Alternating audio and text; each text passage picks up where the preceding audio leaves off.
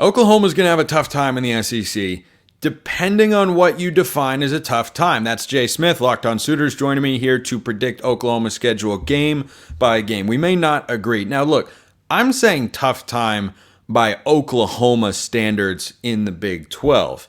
Do I think Oklahoma is in a bad place? Do I think they're a bad team? Not necessarily, no.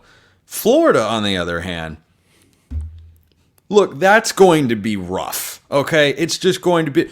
Oklahoma isn't on Florida's level, but gosh almighty, Jay, their schedule is set up in a way that isn't that far off. The SEC did the Sooners no favors here, and it's why I don't see them getting to 9 wins. And no, I can see that when you look on the outside looking in, first and foremost, for the uninitiated, the way the SEC set these schedules up, I know Oklahoma got a tough one, so did Florida. And supposedly Mississippi State's is hard as well, but they took the teams based upon the last time they did an expansion, which was 2012, when Missouri and A&M came in, and they took their conference winning percentages and they stack ranked them from there. Unfortunately for us, they took ours and Texas's. So we were at the top. Texas is right there at the bottom, mainly because Texas sucked up until basically the last couple of years. They've had a few moments in between there on the last 12, but in comparison, they were terrible compared to us. So that's why you see Oklahoma with such a tough schedule, similar to what you're seeing Alabama and Georgia have, because we were all winning in our conference like crazy. So yes, we got a tough one. And getting to 9 games, intriguing that you made mention of that. I don't think it's as tough as a path as everybody's trying to make it out to be, personally. I think that hinges on 2 games in particular, so let's get into it. They start with Temple, Houston, and Tulane. Now, Tulane, under new head coach Troy Summerall, they've brought in some talent via the transfer portal. Former Oregon 5-star quarterback Ty Thompson is competing to be the starter. He might not actually win the job down there, but Tulane is a good team. They're going to be at the top of the American Conference, but Oklahoma's going to win that football game. Houston's going to be last place in the Big 12. Temple's also in the American. I don't see any problems there. And I actually think Oklahoma wins their SEC opener at home against Tennessee because I like Tennessee. I'm not in love with Tennessee. So if you're having me pick a particular game, and I feel kind of the same way about Oklahoma. I like them. I just don't know if I love them. I have questions about Tennessee on the defensive side of the ball. I have questions about Oklahoma's offensive line and Jackson Arnold in his first full season as a starter. But Tennessee's working in a new quarterback as well. That's going to be a hostile environment. I think Oklahoma starts 4-0, and much like last year, it's a sizzling start for Brent Venables. I think they start the season with 4 straight wins. Yeah, I'm in 100% agreement with you there. And I like Tennessee as well. I like what they're doing and the direction they're going. Josh Heupel, shout out to him, Oklahoma's former national championship winning quarterback. So, we got a little love for him in the area. But the big thing with Tennessee, similar to Oklahoma, breaking in a new quarterback. Now, what helps them is they're bringing back a very experienced offensive line with a few new pieces to, fill some holes that they had. And Oklahoma's replacing its entire front 5, right? But that's kind of a tradition as old as the game itself when it comes to our offensive line coach, Bill Beatonbow. He's been there 13 years. He's outlived just about every other offensive line coach in the SEC. That's a rarity nowadays. That is an extreme rarity nowadays. That's the saving grace and why you hear Sooner fans being more bullish about the line, because we're used to this dude. When he gets the players he wants, he's good. Another component to that is Jerry Schmitty, our strength and conditioning guy, the director of performance or whatnot. He worked at Oklahoma from the national championship years up until about 14. He went to Texas A&M back when Texas A&M was actually doing well. And then he came back to Oklahoma. And you saw the big dudes they had at A&M. Heck, they pulled out a W against Nick Saban and Alabama in their prime. So Schmitty knows how to build dudes for the SEC. He's back building offensive lines and defensive lines and players for the SEC. So that's why we're so bullish. For Tennessee, the bigger thing is that defense. They lost just about everybody in the secondary, and I think they just had another injury that may have ruined a lot of their hope when it comes to replacements. We're bringing back the most experienced defense in the country, right? One of the most experienced. We're number 3 in returning production at 86%, number 1 in the SEC. That's why I don't think it's going to be that much of a problem. Tennessee, we know what Heupel's going to do because Brent Venables used to battle Josh Heupel in practices for years when they both were Oklahoma. So For us, the bigger thing is the expectations our defense is going to carry us forward. I think for Oklahoma, after that Tennessee game, they'll be riding high, they'll be feeling good. They have to go to Jordan-Hare, and they have to play Auburn. And this is one of the 2 games that I talked about earlier. If you want to get to 9 victories for Oklahoma this season, yeah, Red River, we'll get to that in just a moment. Always going to be huge for Oklahoma to have a successful season.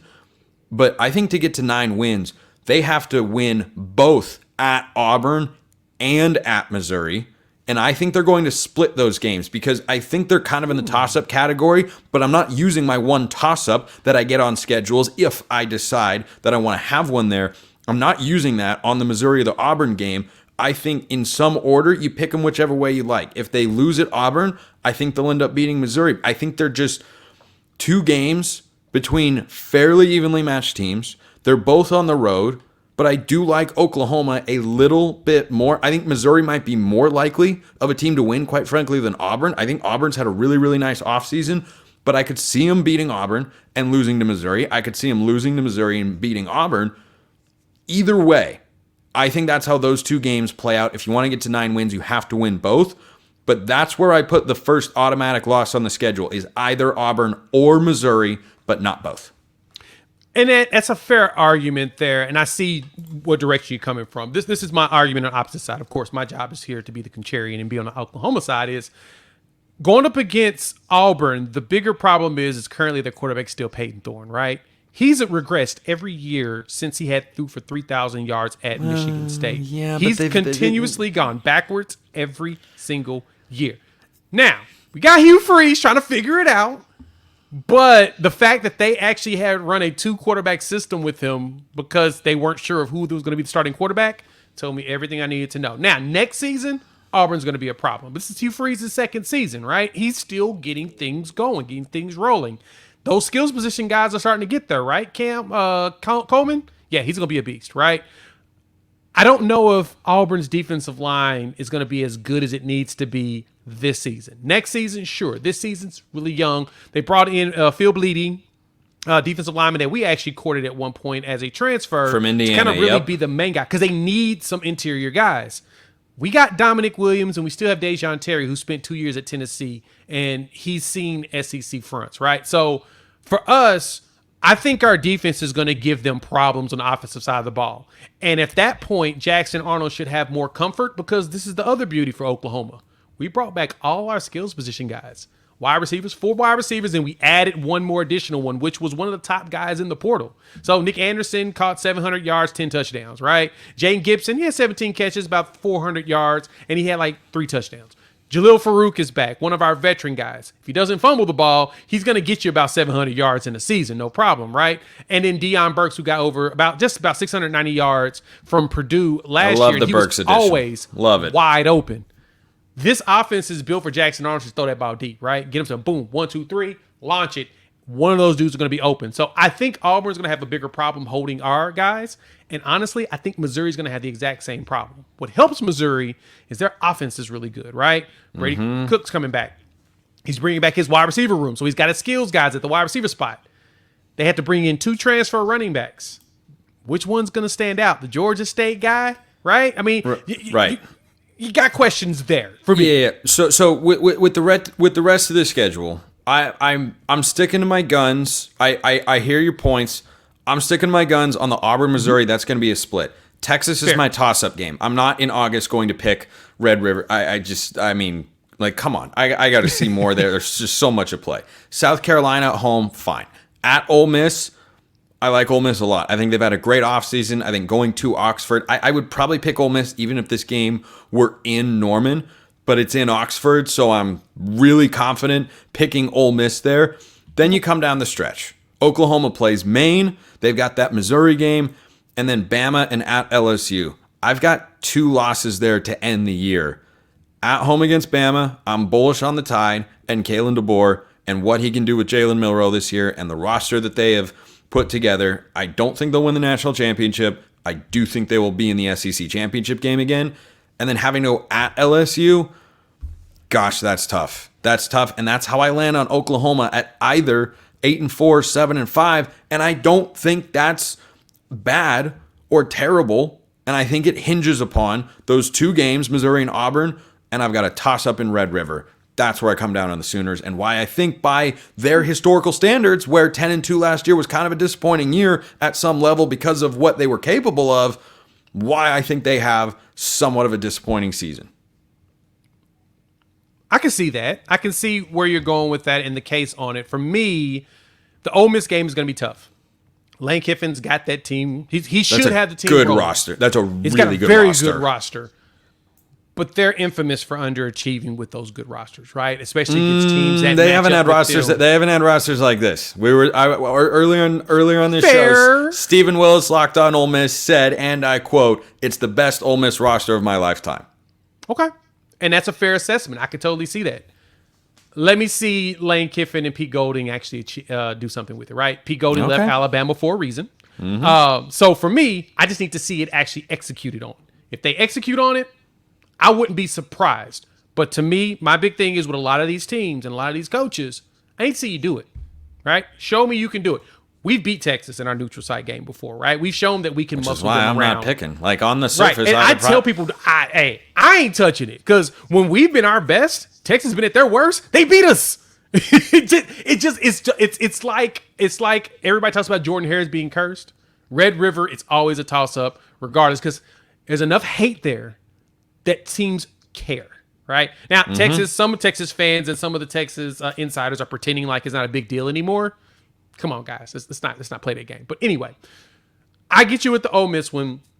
Alabama, I have questions. I don't have concerns, but I do have questions, right? Kalen Board's coming there. His former tight end coach is now the offensive coordinator, so they don't have Ryan Grubb, who was running things up there in Washington. He was very good. Whose offense is this going to be, right? That's what I'm curious about. Was it Kalen DeBoer that was making this happen, or was it Grubb? I think DeBoer's track record as both head coach and offensive coordinator, going back to his time at Indiana, that's where my confidence comes down. True. His track record with quarterbacks is so good, and Milroe, I think, is primed to take a big leap forward. And I think that same thing for our offensive coordinator, Seth Littrell, right? So Seth Littrell spent time in Indiana. He was at Arizona with Nick Foles and Rob Gronkowski. Nick Foles threw for over 4,000 yards there. Got himself drafted to the NFL. Sounds like a pretty good thing, right? He also spent some time at North Carolina, had one of the top offenses, and actually helped North Carolina get to the ACC championship game when he was there. Marquise Williams threw for over 3,000 yards, ran for almost 1,000.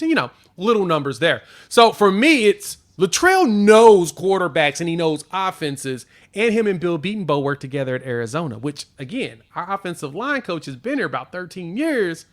He's bringing back his old offensive coordinator, and they're working together. So, for me, I'm curious to see what DeBoer does with this talent at Alabama. This is, of course, the most talented team he's ever had. Washington team was elite, but this is Alabama. Team was very good. It was really, really good. But I don't think he he had the same defense as he's got here at Alabama. No, I agree. That wide receiver room is where the questions come in, right? Right. But I mean, quarterback, offensive line, wide receivers, I think last year's team had more overall talent, but I agree.